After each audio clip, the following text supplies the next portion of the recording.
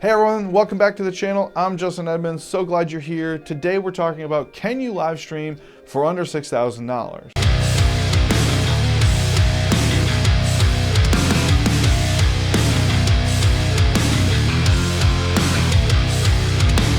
I'm Justin, thank you so much. Make sure you hit subscribe, that button's right back down there.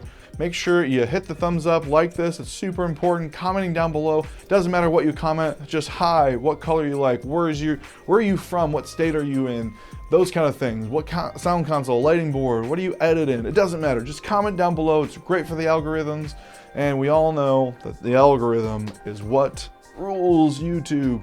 So make sure you do all those things. So the question was, can you live stream for under $6,000? The answer is of course you can. Why couldn't you? It's an obvious question. So I understand that is not really what people are asking. The question really is, what can I buy for under $6,000 so I can live stream?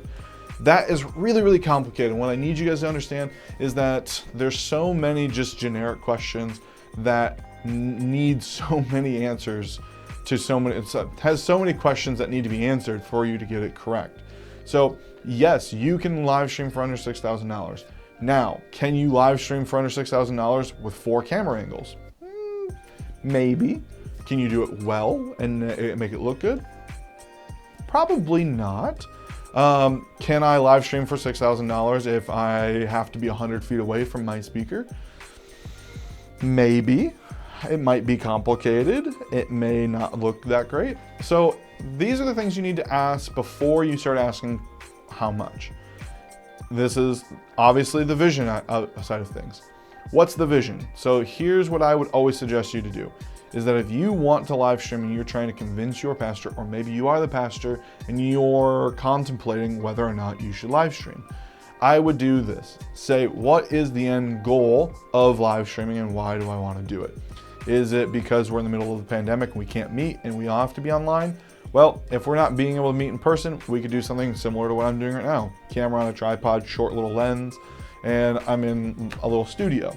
I'm roughly 3.5 to 4 feet away from my camera. I've got a lav mic on, everything looks great. Cool, that's super easy. You could do this for under $6,000, no problem. The camera I'm on right now is about $2,000. The lens is about $700. The lav I'm on is about $100. I'm recording right into my iPhone. And then the tripod is about another $150, and the light above my head is about $200. Right there, you're $3,500. Boom. You need a computer, that's another $2,000. You're at $5,500 right there. DaVinci Resolve is free. Boom, export, upload to YouTube, Facebook, whatever. So yes, you could live stream for under $6,000. Now, that changes when you start moving into the, well, it's not just for that. We want to start now and continue on when people are meeting again, which is probably right now. Hey, well, what do we need to do to not make people bored? And when I say bored, I'm not talking about the content. I don't know if you've ever watched one big wide shot from the back of the room for an hour. It tends to get pretty boring, especially when you're watching on your phone or a smaller television. When people on TV are about that big, it's a little hard to connect. It's hard to draw people in. Like, there's a reason why sitting here on YouTube watching this video, you're seeing the shot that you're seeing from me. It's because I'm engaged. When I'm sitting on your phone, I feel like I am really close up and tight to you. Like I'm talking to you. You can see the, expression on my face. You can see everything. Now, when I'm 35 feet away from you and I'm a little bit, it's not very connective. Like, I'm not connected to you. So that's where things get a little bit complicated. Because now the $700 lens that I have, that's an 18 to 35 millimeter, by the way, now needs to become probably like a 70 to 200 millimeter lens. Okay, well, that, if you're gonna get nice glass, because glass is probably, in my opinion, one of the most important things, if not the most important thing, on the camera that you're using. So from there, where you're at probably like a Canon L series class lens, and you're $2,000 for just the glass, for one lens. So you do that by 2, 3, or 4, and you are talking about $6,000-ish in just lenses, including the $2,000 camera. So you're $4,000 per camera shot that you have. Now, granted, you're probably not needing a 70 to 200 on every single one of those. And while you could do not an L series class lens, you could do the Sigma Art lens. Again, still not that much cheaper. You're probably still talking about a $1,500, maybe $1,000 on the cheaper end lens. So that's really complicated. So can you live stream for under $6,000? That's the question that I see all the time on the Church Tech page. I know if you're on the Tech page and you've been there for any amount of time, you've seen that question. Can I live stream for under $6,000 or under $3,000? The answer is obviously yes. Yes, you can, but should you? Probably not. I think that there's starting points. I think that if the idea is you want 4 shots, but you don't have the money to do 4 shots, then do 1 shot. But do that 1 shot correctly.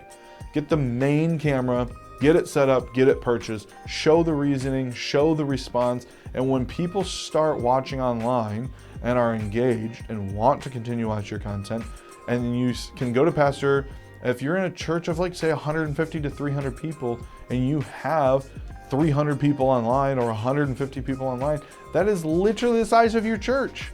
If you've got 300 people in the church and 100 and 150 online, that's another campus. Why would they not give you more money to buy more cameras to upgrade the quality of that? That's always been my opinion. So coming from there, I think that the best option for you guys would be to do is get like some sort of like Canon or Sony like camcorder that's probably like $2,000 or $3,000, because I think that's the next step here, is that having someone who doesn't know what they're doing, they have to ask the question of, can I live stream for $6,000 or less, means that they probably have no idea about cameras. That's not a bad thing. And please do not take that as me attacking you. It's an obvious question. If you don't know that you can live stream for under $6,000, it clearly means that you are needing some help. That's why you're asking the question. So with that being said, I would stick with a camcorder style solution because it is a lot more user-friendly. You don't have to figure out and do the math. Okay, I don't want to buy a 50 millimeter and find out I need 100 millimeter, or I don't want to buy a 100 millimeter and find out I need a 50 millimeter lens. So buying a camcorder, you get to zoom in, zoom out. It's great. Simple. Autofocus. Got a little display that pops out, probably turns down, so if you have to have it up a little bit higher, you can aim it and angle it. I think that's the perfect starting camera. I see a lot of people buying DSLRs because that's what they think they need, or that's what they see people doing, and it's not that the DSLR won't do the job.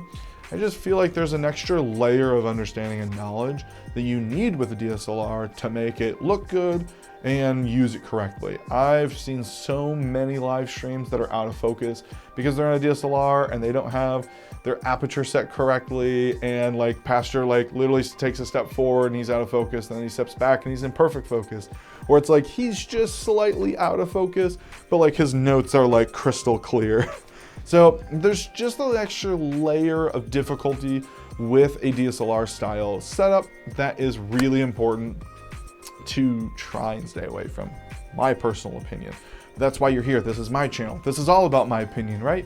So to answer the question again, yes, you can live stream for under $6,000. What does that look like? It's going to be different for everyone. Yeah. How far away are you? How many cameras do you want? What are you trying to accomplish? You know, what kind of quality are you looking for? All those questions give me different answers of what to tell you to buy. Because again, everything's different for everyone. So stop with the generic questions. Ask more pointed questions. And that's why you're here. You're trying to get more pointed questions answered. So that's what I'm doing here. But just know that it's not people being jerks when you comment, what should I do? And someone says, talk to an integrator, or says, you know, ask you a question. It's the same thing, like, what console should I get? Okay, it's a pretty simple question. Should be a simple answer, correct? Well, I don't know, how many inputs do you need? Because if you need 85 inputs, then I'm not gonna tell you to go buy an SQ console from Allen Heath. I'm gonna tell you to buy like a Digico or a D-Live or something along those lines. You know, but if you only need 12 channels, I'm also not gonna tell you to go buy an Ivanis or an SQ7. I'm gonna tell you to buy an SQ5. You know, or maybe even something that's a little bit smaller. Maybe you need 3 channels. Let's buy a Q-Pack, you know, mix from an iPad, or mix from the touchscreen on the top, on the front of it. You know, there's so many reasons why these questions get asked, and I see a lot of people get offended. Like, why do you need, you know, why do I need to, you know, answer these questions? Like, just tell me what the best console is. Well, it's like, well, there's a different style and knife for every different type of meat that there is, or vegetable, or, you know, there's a chopping knife, there's a, you know, sorry, I should not have gone down the knife path. I don't know what all of them are. So bad choice, Justin. There's just so many things it could be, and that's why these questions come up. So again, make sure you ask me those questions. Comment down below, ask me those questions. I'll try my hardest to do a video about them. If you go, hey, what kind of console do I need?